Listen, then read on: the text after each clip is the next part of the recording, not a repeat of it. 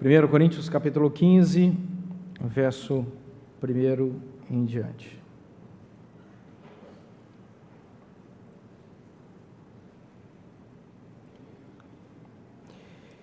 Irmãos, venho lembrar-vos o evangelho que vos anunciei, o qual recebestes e no qual ainda perseverais. Por ele também sois salvos, se retiverdes a palavra, tal como vô-la preguei, a menos que tenhais crido em vão. Antes de tudo vos entreguei o que também recebi, que Cristo morreu pelos nossos pecados, segundo as Escrituras, e que foi sepultado e ressuscitou ao terceiro dia, segundo as Escrituras. E apareceu a Cefas e depois aos 12. Depois foi visto por mais de 500 irmãos de uma só vez, dos quais a maioria sobrevive até agora, porém alguns já dormem. Depois foi visto por Tiago, mais tarde por todos os apóstolos, e afinal, depois de todos, foi visto também por mim, como por um nascido fora de tempo. Por que nós estamos aqui nessa manhã? O que é que estamos celebrando? Qual a importância desse momento para as nossas vidas e o que é que Páscoa tem a ver com o nosso dia a dia? Qual a relevância dessa data para os cristãos e por que a ressurreição pode nos ajudar na nossa caminhada diária?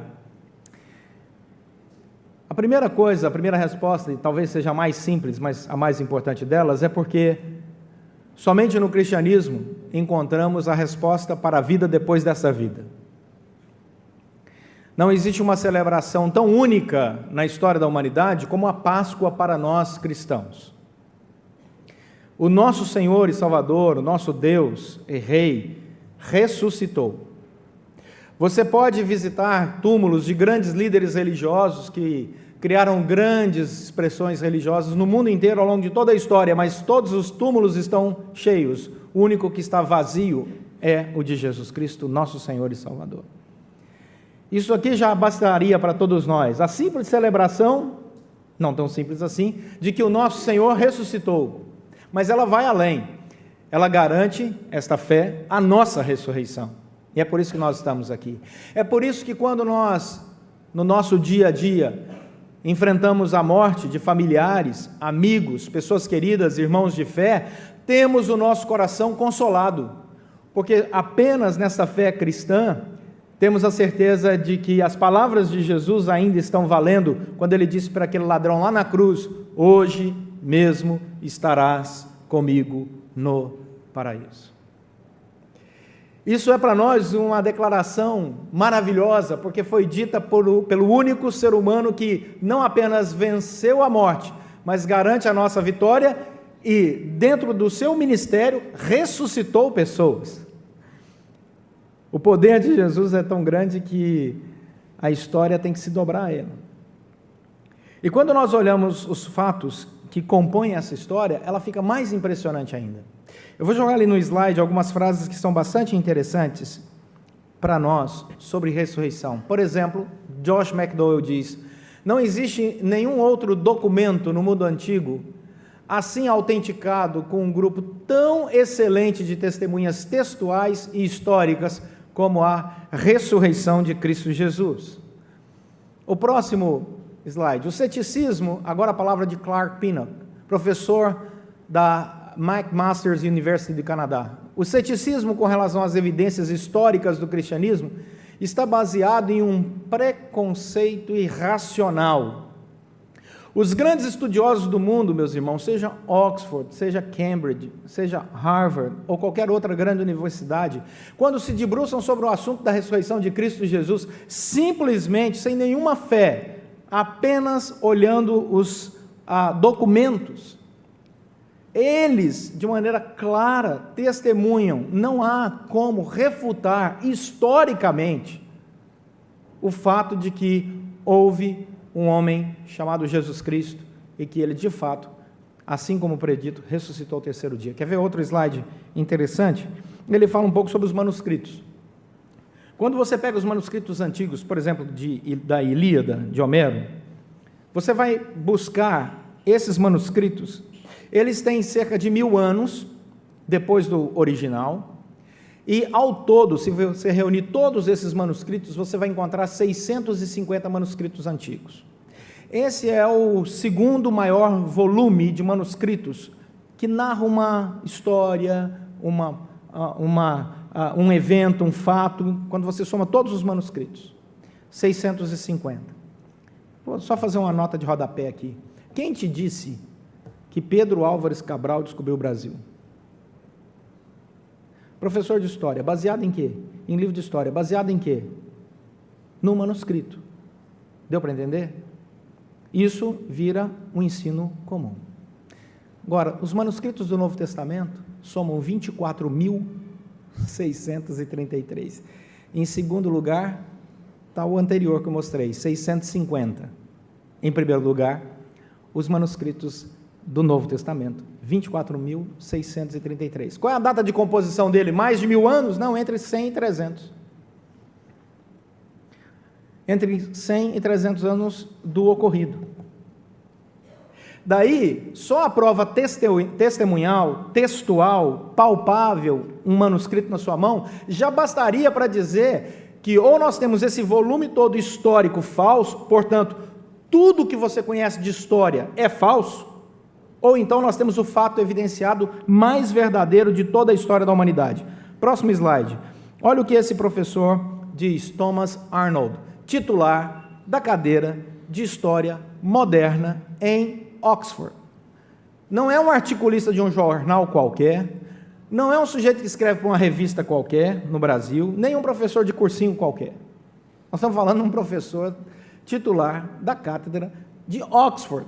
Olha o que ele diz. Eu não conheço nenhum outro fato da história da raça humana que esteja melhor comprovado. Melhor comprovado. Vamos adiante, mais um.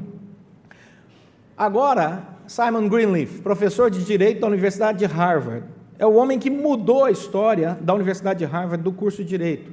Chegou a juiz. E juiz lá nos Estados Unidos é uma coisa muito séria. Há um maior número de evidências do fato histórico da ressurreição de Cristo do que de qualquer outro evento da história. Quando esses homens se debruçaram sobre os papéis, os manuscritos, a história sobre a ressurreição de Cristo Jesus, e usaram as técnicas dos tribunais, eles chegaram à seguinte conclusão: não existe autos de processo tão relevantes como a ressurreição de Cristo Jesus. Você tem testemunho ocular, mais de 500. Você tem testemunhas oculares que arriscaram as suas próprias vidas e disseram a mesma coisa ao mesmo tempo, em momentos diferentes, sobre o que tinham visto. Você tem pessoas que abriram mão da sua tradição religiosa, antiga, que adorava a Deus apenas no sábado, e de repente você tem esses judeus que entendiam a maldição de ignorar o dia do Senhor, deixando de adorá-lo no sábado para adorar no domingo. Quer dizer, alguma coisa aconteceu na vida desses homens. Você tem mais de 500 pessoas testemunhando eventos em lugares diferentes sobre a ressurreição de Cristo Jesus, arriscando a sua própria vida, porque o império vinha contra eles e prendia, matava a eles e seus familiares, e eles às vezes tinham até que fugir das suas cidades. Muitos fugiram por causa dessa perseguição, mas não abriram mão da sua fé. Eram colocados diante de feras e diziam: não abro mão da minha fé, eu vi Jesus Cristo ressuscitado, eu creio que Jesus Cristo ressuscitou e que garante a minha ressurreição. Então, quando nós falamos da ressurreição de Cristo Jesus, nós não estamos falando de um mito, nós não estamos falando de algo inventado, nós estamos falando de um fato histórico. Nós não estamos falando de meia dúzia de professores mal informados, não. Nós estamos falando de homens de cátedra das grandes universidades, seja Cambridge, seja Oxford, seja Harvard, seja qualquer outra grande universidade que você quiser no mundo. Você encontra pessoas que, quando se debruçam sobre esses originais da palavra, sobre todas as provas históricas da ressurreição de Cristo, dizem: de fato, isso aconteceu, não tem como fugir disso.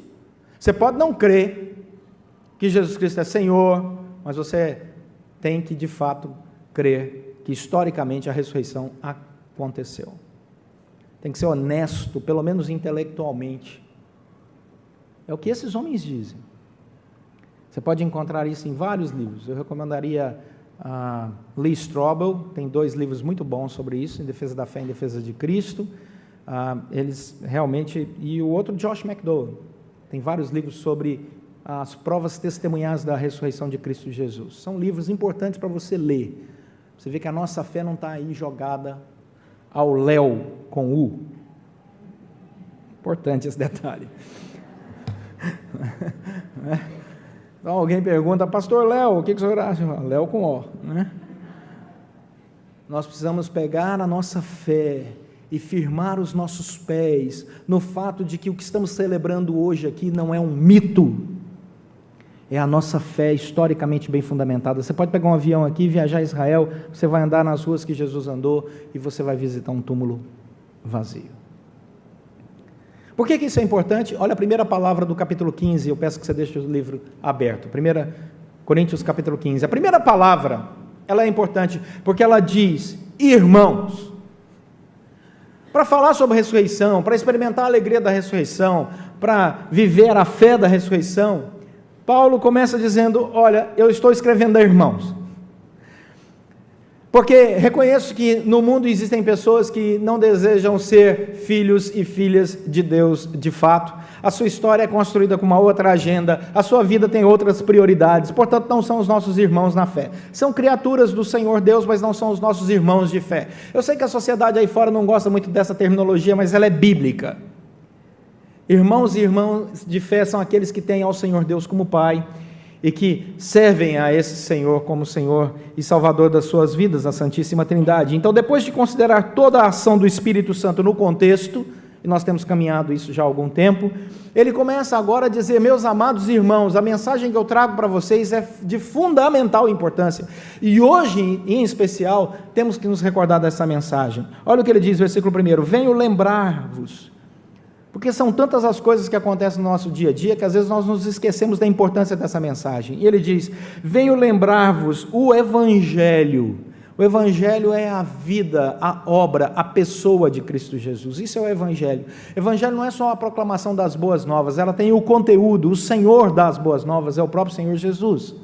Nós não temos um outro Evangelho, nosso Evangelho é Jesus Cristo. Se alguém vier com outro Evangelho, seja anátema.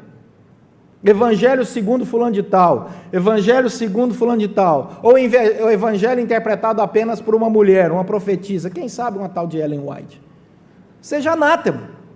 Nosso Evangelho é de Cristo, o nosso Evangelho é de Cristo, a interpretação vem segundo a graça do Senhor pela obra do Espírito Santo, ela não está restrita a uma pessoa só, quer essa pessoa se intitule profeta ou não. E ele diz, eu quero lembrar vocês do Evangelho que eu vos anunciei. Evangelho vem com uma mensagem, e a mensagem vem pela obra do Espírito Santo. E como crerão, diz Paulo lá em Romanos, se não há quem pregue? E como pregarão se eles não foram enviados? Então nós precisamos dessa relação de anúncio, mas ela vem debaixo do poder do Espírito Santo. Segunda coisa, o Evangelho que vos anunciei é também aquele, o qual, o mesmo, não outro, que vocês receberam. Evangelho é coisa séria, Evangelho não pode ser negociado, Evangelho tem conteúdo, Evangelho é a nossa fé, nós não devemos vacilar com ele, porque nós recebemos por obra do Espírito Santo, é o Espírito Santo quem nos convence do pecado, da justiça e do juízo. Um pastor pode falar, se o Espírito Santo não tocar o coração, a pessoa não vai entender o Evangelho, não vai entender o Evangelho. Quando nós preparamos sermões e gastamos boas horas preparando sermões, a nossa preocupação não é convencer os irmãos, essa não é a nossa obra, a nossa preocupação é em expor a palavra de maneira fiel aos irmãos. O Espírito Santo é quem vai convencê-los do pecado, da justiça e do juízo. E aquele que é convencido pela graça do nosso Deus é transformado, e aquele que é transformado experimenta dessa alegria, e aquele que experimenta dessa alegria quer compartilhar dessa alegria e falar dela para outras pessoas. É assim que a coisa funciona. E ele diz, vocês receberam porque eu anunciei. Terceira coisa, mas vocês, esse mesmo, no qual, de novo, esse Evangelho entrega a vocês, exige que vocês perseverem. E a perseverança só é possível pela ação do Espírito Santo. De novo, todo o contexto está falando sobre a unidade da igreja, todo o contexto desse texto de 1 Coríntios 15 está falando sobre a ação do Espírito Santo que mantém uma igreja unida. E aí ele vai dizer, e nós devemos perseverar a nossa fé nessa unidade. E perseverar na unidade de fé não é fácil, mas é fruto da misericórdia do Senhor. Porque, mais uma vez, é obra do Espírito Santo. Versículo 2: por ele também sois salvos, se retiverdes a palavra, tal como vô-la preguei, sem mudar nada dessa palavra, a menos que tenhais crido em vão. Aqui, Paulo usa mais uma vez de um recurso que ele sempre gostava de usar, que é de exagero. Ele não está falando aqui sobre um cristão que pode perder a salvação. Ele está só questionando o compromisso daquela igreja. Ele está questionando: vocês de fato estão preservando, guardando essa palavra, ou crerem em vão? Porque o Senhor Jesus Cristo diz que existem dois tipos de ouvintes: o que ouve e pratica, e o que ouve e não pratica. E assim nós podemos definir claramente o cristão do não cristão. O cristão que ouve e pratica, o cristão que ouve e não pratica. Aquele que ouve e pratica porque creu. Aquele que ouve e não pratica, não creu, só ouviu. Portanto, ele diz: já que vocês creram, então guardem, retenham essa palavra e sigam adiante. Versículo 3: mas antes de tudo, eu quero dizer para vocês, diz o apóstolo Paulo, que eu entreguei o que também recebi. Aqui é um ato do apóstolo Paulo dizer que o anúncio dele não é de motu próprio, ou seja, ele não inventou isso. Ele recebeu esse ensino do próprio Senhor Jesus, dos outros apóstolos. A igreja é esse processo, pedagógico, aonde desde criança nós ouvimos uns dos outros o Evangelho, somos edificados e edificamos mutuamente, consolamos mutuamente, exortamos mutuamente, segundo a graça do Senhor.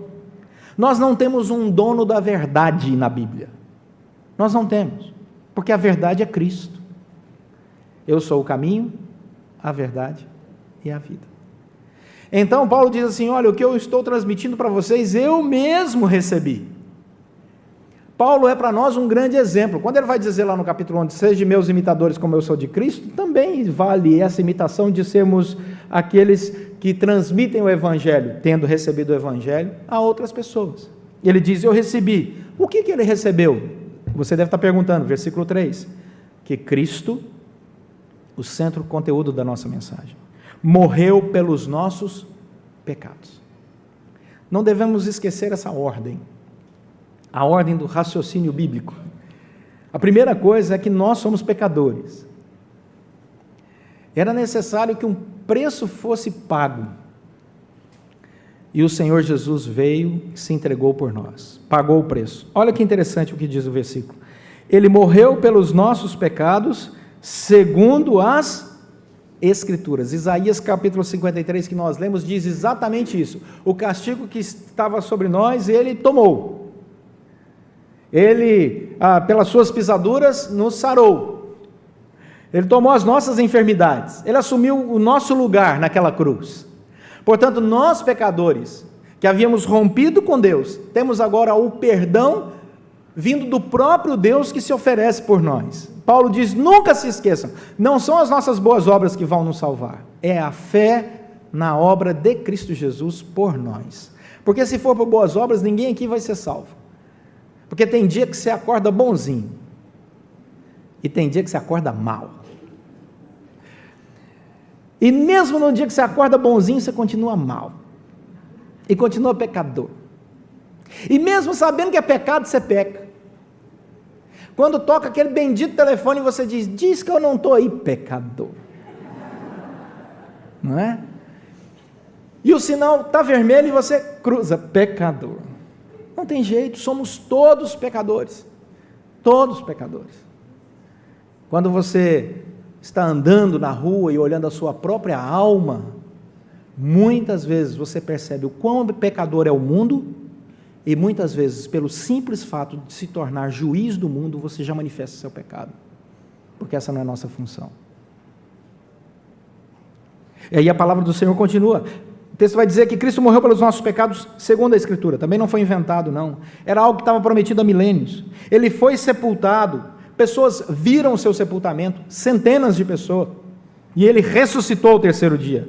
E o texto vai dizer: ressuscitou ao terceiro dia, segundo as Escrituras. Jesus não foi pego de surpresa. Jesus não estava lá no Getsemane e de repente, quem são esses? São os homens, para quê? Vão te prender. Meu Deus, não. Ele sabia e havia anunciado, eu vou a Jerusalém, vou ser preso, um de vocês aqui vai me trair, ao terceiro dia, vou morrer e ao terceiro dia vou ressuscitar. Ele havia predito que toda a Escritura Sagrada, desde Moisés, já anunciara sobre o Messias. Quando ele se encontra com os discípulos no caminho de Emaús, depois da sua ressurreição, ele faz o melhor sermão da Bíblia.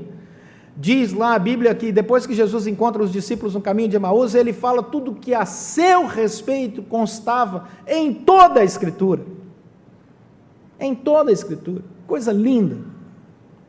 Tudo estava anunciado, tudo estava predito segundo a graça do Senhor, e isso deve trazer ao nosso coração segurança, porque o nosso Deus é soberano, nada acontece por acaso, Ele é o Senhor da história, Ele rege a nossa história, e quando nós nos curvamos diante desse Deus que rege a história, e confiamos nele, isso nos dá paz, alegria, tranquilidade, porque eu sei nas mãos de quem estou, eu sei na mão de quem estou.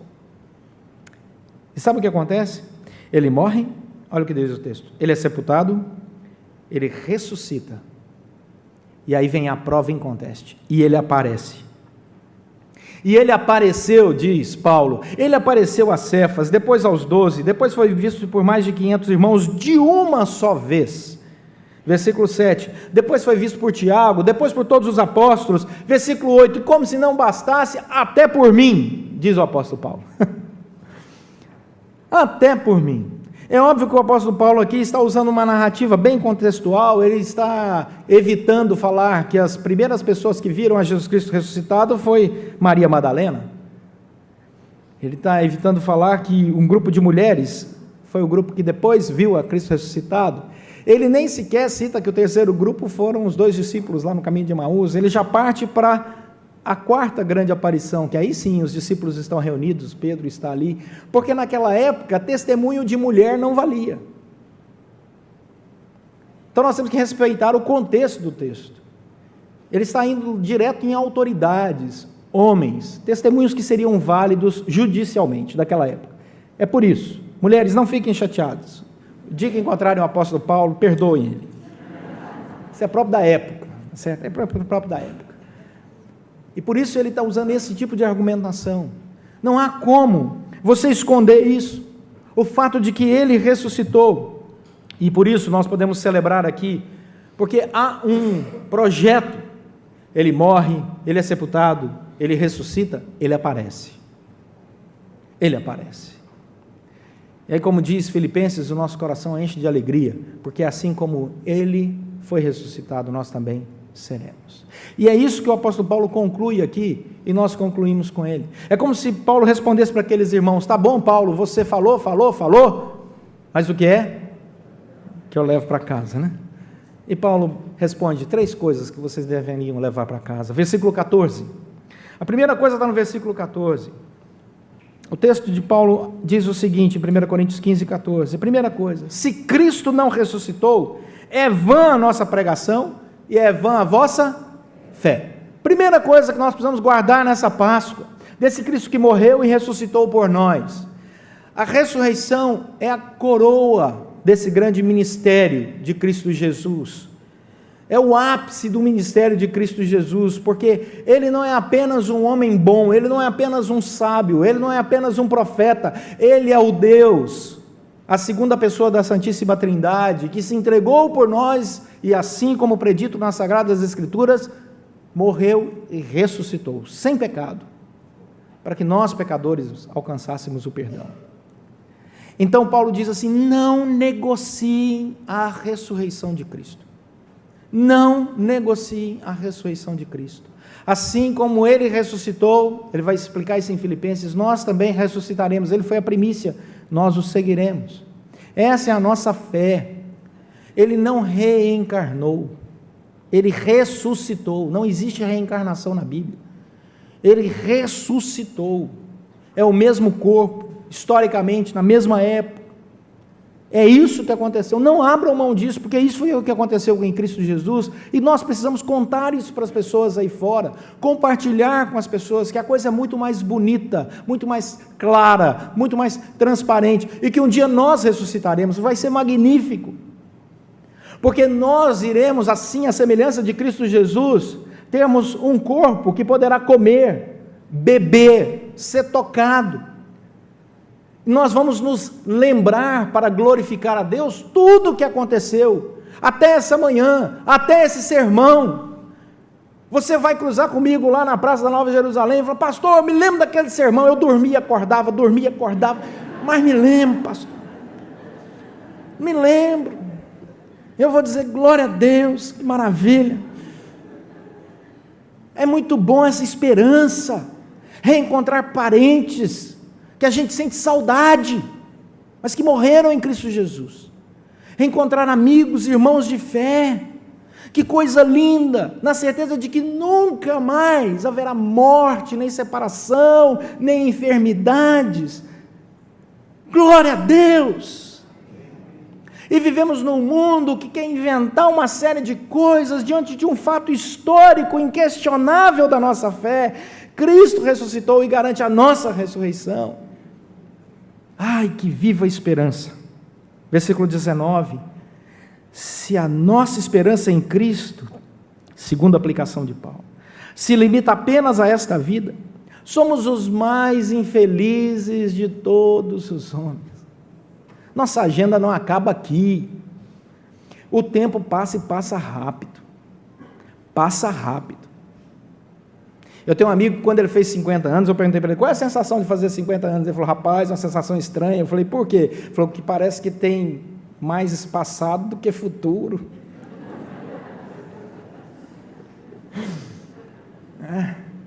Sensação estranha. Quando eu fizer 50 anos, eu não sei como é que eu vou sentir. A terceira aplicação nossa, versículo 23, nossa esperança não está limitada apenas a essa vida, graças a Deus por isso. Versículo 23, ele diz: cada um, porém, por sua própria ordem, Cristo as primícias, depois os que são de Cristo na sua vinda. Tem data que ninguém sabe, só o Senhor, mas um dia isso tudo vai passar, e é isso que nós devemos guardar no nosso coração, a ardente expectativa da vinda do Senhor. Maranata, vem Senhor Jesus, que seja hoje. Maranata. E eu quero concluir citando mais um homem célebre. Margaret Thatcher gostava de ler seus livros. Boa parte dos grandes líderes mundiais leiam seus livros. Leram seus livros. E outros continuam lendo. E vocês também. Vamos colocar esse slide. C.S. Lewis, professor nas universidades de Oxford e Cambridge. Lewis era ateu, brigava contra a fé cristã. Convencido por um amigo, ele se debruçou para ler os documentos sobre a vida de Cristo Jesus e a ressurreição de Cristo Jesus. E um dia Lewis estava lá na sua casa, e olha o que ele conta daquele momento. Abre aspas, disse C.S. Lewis: você deveria ver-me sozinho naquela sala em Magdalene, noite após noite, sentindo a constante e inexorável aproximação dele, a quem eu, com tanta sinceridade, não desejava encontrar. O que eu temia, finalmente aconteceu. Admiti que Deus era Deus. Ajoelhei-me e orei. E se tornou um dos maiores cristãos no século passado. Um grande intelectual. A graça de Deus tocou os nossos corações. Jesus Cristo ressuscitou. Vamos orar.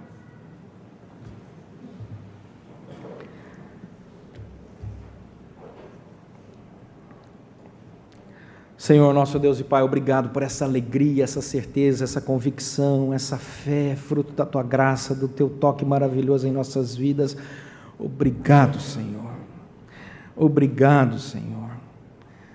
pela ressurreição de Cristo Jesus, que garante a nossa ressurreição, porque Cristo pagou um alto preço naquela cruz, para que nós tivéssemos o privilégio de orar, falar com o Senhor livremente e sermos guiados por Ti. Ó Deus, que essa certeza faça diferença na nossa vida todos os dias, que possamos proclamar isso, anunciar isso para as pessoas sem esperança, para as pessoas que estão perdidas nesse mundo, que o Senhor nos ajude, Senhor, a levarmos essa palavra de libertação, de alegria, de perdão, de paz, de esperança, para a glória do Teu próprio nome.